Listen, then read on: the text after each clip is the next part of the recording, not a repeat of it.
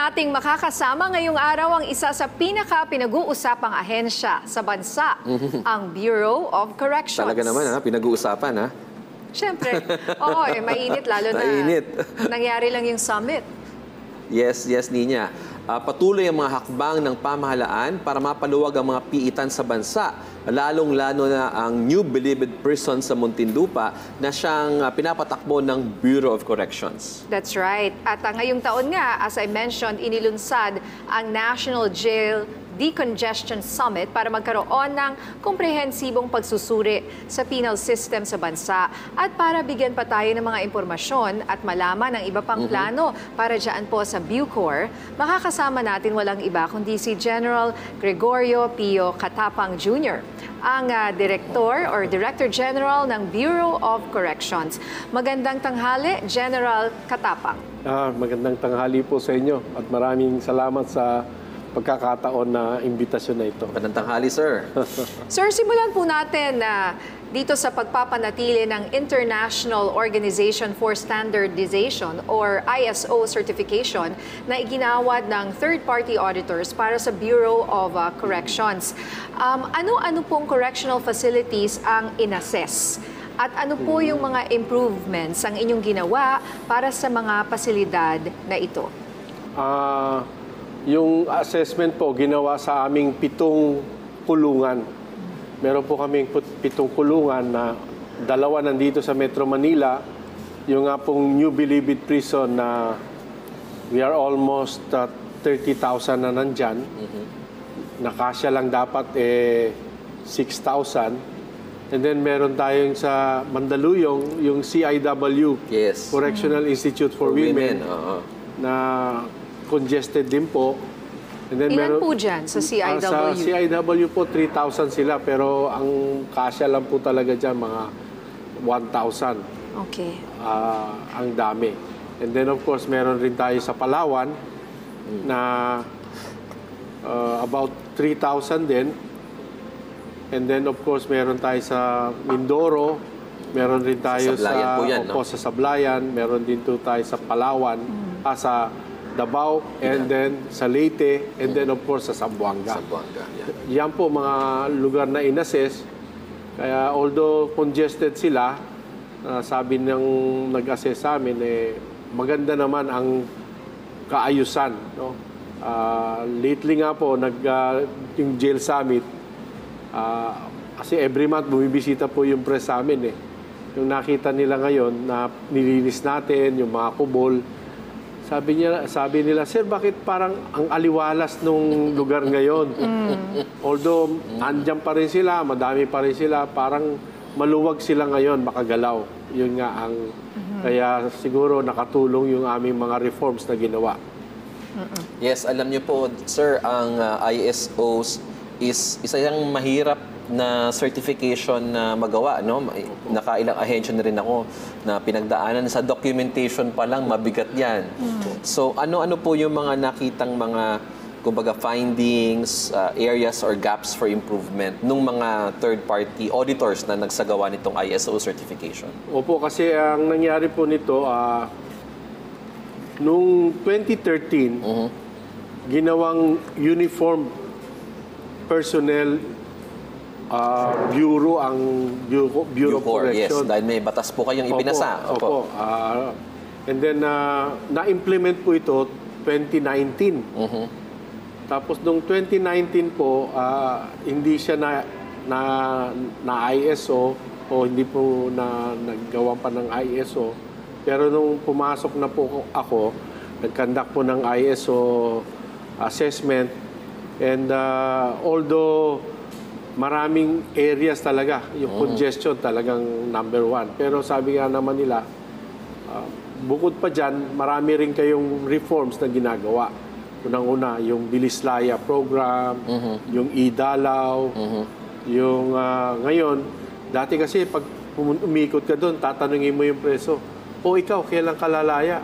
Sir, hindi ko po alam kung kailan ako. Kailan ka ba nakulong? Hindi ko rin po alam kung ano, yung bang nalilito sila. So, ito yung mga projects na kailangan magawa.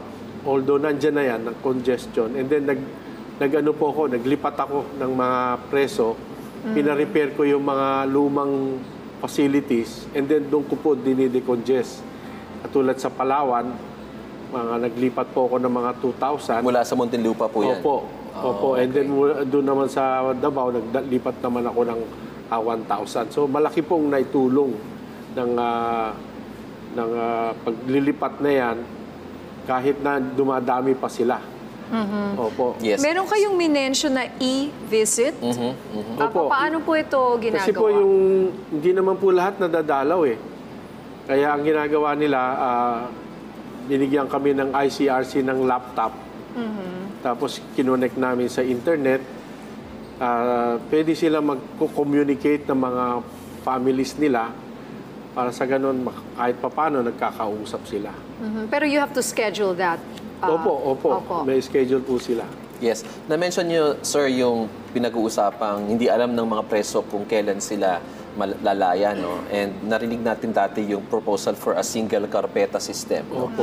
Ano na po ang development natin doon? Ayun po, kasama po yan sa summit na napag-usapan na siyempre, may proseso rin po eh. Hindi naman po kagad sila napupunta sa amin. May madami pinagdadaanan. May pinagdadaanan sila kung bawa nakasuhan, and then may prima facie evidence na ikukulong sila while undergoing trial. Nandun po sila sa DILG, sa BJMP. Opo. Sa BJMP po, may 111,000 sila na undergoing trial. Yes. And then meron po sila ngayon na about 13,000 na nakakulong, nag-serve ng sentence ng 3 years and below. So, doon sa summit lumabas na itong 3 years and below na nakulong sa BJMP, pag lumabas, mataas ang recidivism o yung nakukulong ulit. Yes. Dahil hindi sila nagkaroon ng proper reformation and proper turnover back to society. So, napag-usapan din po yun na kung pwede, yung lahat ng makukulong na masentensyado, whether 1 day to 3 years. Kailangan sa Bucor na? Sa Bucor na po, para maiwasan po yung recidivism.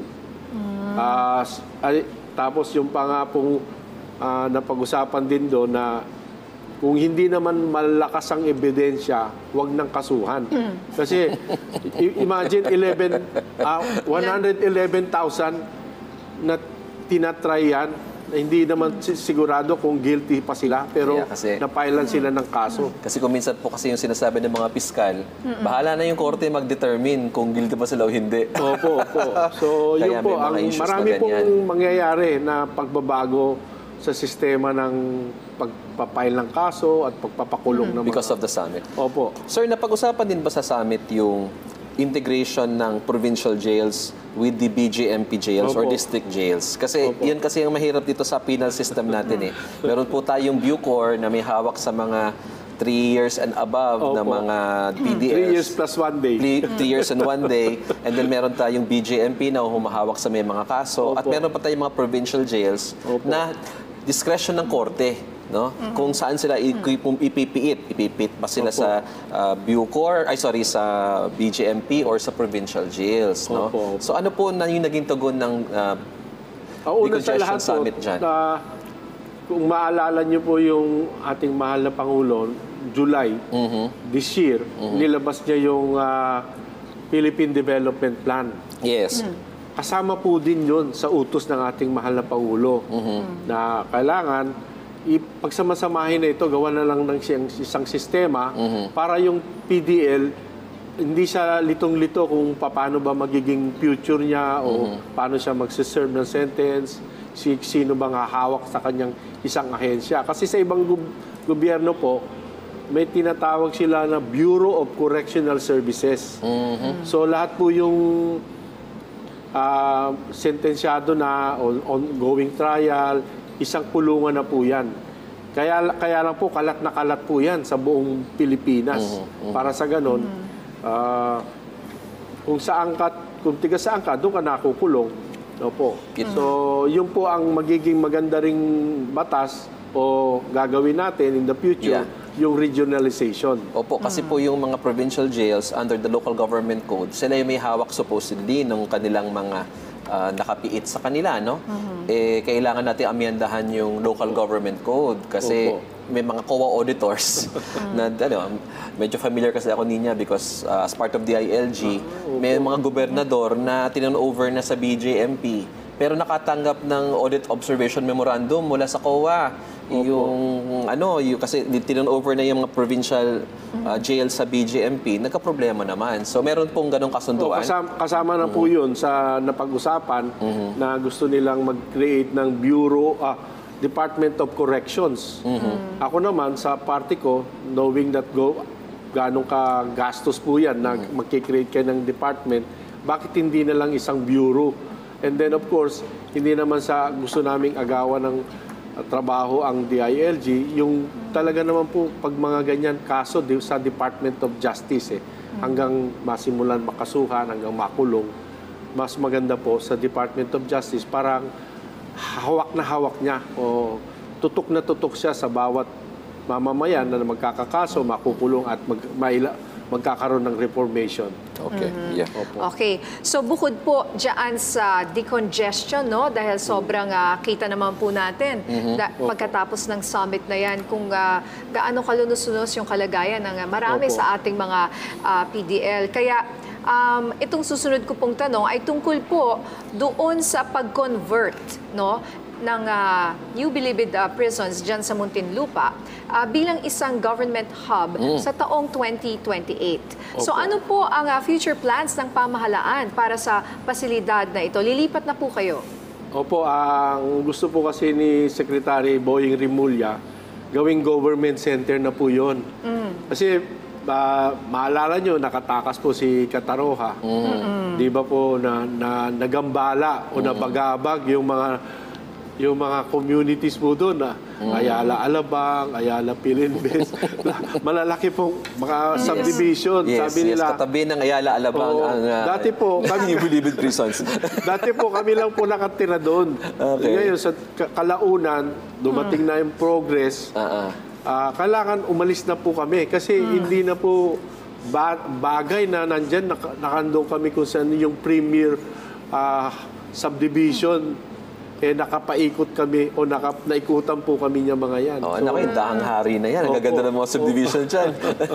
At saka, sayang rin yung lugar since commercial na siya. It's about time na lumipat na rin po kayo. At nakikita rin, di po ba? Tama po yan. Ano po ba yung mga lugar na tinitingnan nyo na pwedeng paglipatan? Meron po kaming tinitingnan sa Region 3 and then Region 4A. Opo. Ang gusto po namin, hindi na tawid dagat. Kasi meron po kaming pinagdadalan sa Mindoro, tatawid ng dagat.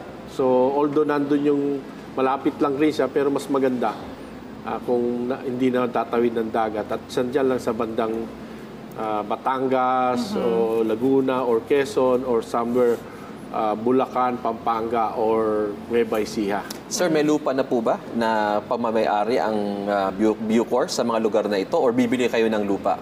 Meron pong project sa ngayon na yung mga congressman, they want to accept a regional facility. Kasi ang mangyayari, pag pinopose po nila sa budget, bibigyan po sila ng budget para doon na nila i-host. No, hindi ko nababanggitin yung isang congress woman na sabi niya, Jen, bigyan mo din ako dyan na hahanap ako ng lugar. Kasi yung aming munisipyo, aming distrito, pag part na ng Region 1. And then pag umakyat ka ng konti, yung Cordillera region na. And then pag kumanang ka, paakyat din, Region 2. So kaya kong i-cater lahat ng mga Pilipino na makukulong na tiga Region 1, Cordillera at saka Region 2. So, pero kasi nakita na nila ngayon kasi ito ngang New Bilibid, dati parang kami lang ang nandyan, pero ngayon naging prime lot na. Kasi nga Ganun po, ba? Baka akala nila magiging premium rent pag doon nila nilagay. Kaya nag-aagawan sa lugar. De, pero maganda yung very practical rin dapat Yes. yung, tsaka dapat strategic din po yung lugar. Opo, At opo. hindi kayo makahassle rin naman na kailangan mo pang tumawid ng dagat. Oh. Opo. So pag ganyan po ba, ang pipiliin nyo, pwede po ba sa iba't ibang lugar? opo, kasi, Pwedeng i-spread out? Kasi po ang strategy ko, sabi ko, paano ba magiging relevant, sustainable, and respected yung Bucor and tsaka mga PDL. Yung mga PDL, dapat they should bring back to society something kahit nakakulong na sila. Ang nakita ko ngayon is yung food security. Yes. Kaya nung pag-upo ko po, pinaalam ko kay Secretary Boying, sabi ko, sir, makipag-joint venture tayo sa DA. Yes. Kasi ang dami pong nakatiwangwang na lupa ng gobyerno. Bakit hindi tayo doon maglagay ng mga preso o PDL? No? Kahit 200, 300 hectares, all the rest, yung thousands of hectares na bakanting lupa, ang PDL na po magtatanim. Magtatanim, yeah. Bawat region. Kikita pa kayo dyan. Opo, ngayon napatunayan na po, napatunayan na doon sa Palawan. Kami ngayon nung nagkaroon ng love caravan, si Ma'am First Lady, sabi ko, Ma'am, bigyan niyo po kaming chance. Kami na rin po ang magpo-provide ng pagkain dito sa probinsya ng Palawan. Kasi nag-harvest na kami lahat ng gulay. Kung maalaman nyo, kulang pa po ang pagkain sa Palawan ng mga gulay kasi nga hindi rin nila alam paano. Kulang rin sila ng tao. So ganun po mangyayari. Bawat probinsya na magtatayo kami ng aming kulungan, masisigurado namin na ang pagkain ng probinsya na yan, masusuplayan na po ng mga PDL. Okay, so sir, ang plano natin is matuloy na yung regionalization ng Bureau of Corrections. Opo. Kasi nga po, 30,000 ang ating mga inmates ngayon sa New Bilibid Prison. Talagang napakahirap patakbuhin Opo. ng ganong kalaking pasilidad. So, para po sa regionalization na ito, which I understand, prioridad ni Secretary of Justice Boying Rimulya, nasa na po tayo sa pagpaplano para magkaroon ng mga regional prisons ang Bucor? Tuloy-tuloy naman po. Naka-identify na kami. Kamakailan lang, galing ako sa sa Lanao del Sur. May nagda-donate sa amin ng lupa, yung mayor ng Miago. Sabi niya, General, magtayo ka dito ng And then, nung isang araw naman, kausap ko din yung ating Secretary for Muslim Affairs, si Secretary Altila. Sabi niya, General, pagawa mo rin kami ng kulungan namin para sa Muslim. Kasi kami may sariling kultura, kailangan din namin magdasal, may sarili kaming Sharia law. Tama. So, gusto rin namin na sarili namin. Sabi ko, sir, meron tayong lupa sa Zamboanga. So, ang na lang ngayon, na-identify na isa-isa yan, ang ngayon, may kung sino yung magcha-champion o mag-sponsor ng mga congressman na sila ang magbo-volunteer para magtayo ng prison facility. Kasi nakalimutan po na ang aming mga kulungan, we call it Iwahig Prison and Penal Farm. Yung penal farm concept po ang nakalimutan. So, kailangan po talaga magtatanim yung mga PDL para sa ganun, magkaroon sila ng oras na ma-spend nila na fruitful at makakatulong sa bayan. Yan, so sana po tuloy-tuloy na ang mga planong ito para matanggal na rin tayo doon sa sinasabi at tingin ng ibang bansa na itong New Bilibid po, one of the worst mega prisons facilities in the world. So, hopefully po ay mawala na rin yung titulo na yan sa ating bansa. At kaya naman, bukod sa New Bilibid Prison, how about yung iba pong mga penal facilities na inyong pinangangasiwaan? Ano po ang mga development plans ng Bucor para sa mga pasilidad na ito sa taong 2024? Opo, isa pang classic example na kung paano naging productive ang mga PDL yung po sa Tadeco, sa Davao. Davao, yes. Meron po kaming 6,000 hectares doon, nirentahan po ng Tadeco. And then of course, nakaka-generate po kami ng mga more or less 20 million monthly. Plus, pag maganda ang ani, may at least 1% share kami. Oh. So, more or less, mga 22 million a month. Kung isang taon yan, mga 104, 200 million. So, imagine, kung lahat ng region natin nagpo-produce ng ganong kakayahan, dadating po talaga na punto yung sinasabi ko, sustainable. Baka hindi na po kami hihingi ng MOE para pang paggawa ng kulungan. Baka po, ang gagawin na lang is yung pangpasweldo na lang po sa mga empleyado ng Bucor. And then of course, food security, and then sabi ko nga, identify po kayo ng mga bundok dyan na kalbong. Kami na magtatanim. Climate change adaptation. Oo nga. Opo. And then of course, yung babalik yung respeto ng PDL. Ang sabi ko pa nga, kung dadating ang panahon, hindi na rin talaga sila tatanggapin ng mga kamag-anak nila. As early as now, ino-offer ko na rin yung lugar namin na doon na rin sila lumaya. Kasi nga, ang Palawan is really sabi nila, last frontier. Ngayon, Palawan is the new frontier. Yes. Nandun po lahat ang activities. Oo nga. Napakaganda ng Palawan. Opo, So, opo. masarap tumira dyan. Opo, Can you opo. imagine kung if you want to live a new life, kunyari, nakalaya ka na, Tama. it's na magandang new chance in life. Opo. No, hindi po ba? So, ito pa, ADG John, yung iba pang accomplishments. Yes. So sir, patapos na yung ating taon. Opo. So, ano po yung sa inyong palagay ang pinaka magagandang accomplishments ng inyong ahensya? Unang-una po, yung nabalik ko yung order. Opo, nung dati po. Kasi nung pumasok ako dyan, talagang on the 11th hour eh. Sabi sa akin ni Secretary Boy Jude, na suspend yung DG ngayon. Pwede ba ikaw muna? So nung pagpasok ko diyan, talagang napaka-gulo at may bahid na pero ngayon nata-turn around naman natin, yung image importante. Kasi kailangan po ng suporta ngayon na naintindihan po ng ating taong bayan, ng ating mga congressman, ng kongreso at ng judiciary na talagang pag pinagsama-sama ang puwersa ng gobyerno, magkakaroon tayo ng magandang prison and penal farm management. Yeah. Alam mo, talking about yung sinasabi ni General Katapang Niña, ang isa talagang kailangan tumulong dyan yung judiciary. Kasi yung judiciary ko minsan medyo mabagal din. Kaya ang daming mga nakakulong ngayon sa ating mga nag-aantay ng oras ng kanilang yung hearing, kumbaga. Tapos minsan may mga apila, ang tagal-tagal, bago gumalaw. So, sa accomplishment ng Bucor at isabay natin yung judiciary, kung talagang magtutulungan ng ating pamahalaan, mas mapapaganda natin yung ating penal system. Oo, tsaka yung mga piyansa po na konti na lang di ba? 5,000, binababa nyo na po. Yun, no? judiciary din yan. Pwede na magpiyansa Magkano na? 5,000, pwede na po? 10,000 na ata yung pinaka mataas na yun. Parang Okay. gusto nila i-peg na sa 10,000 na lang.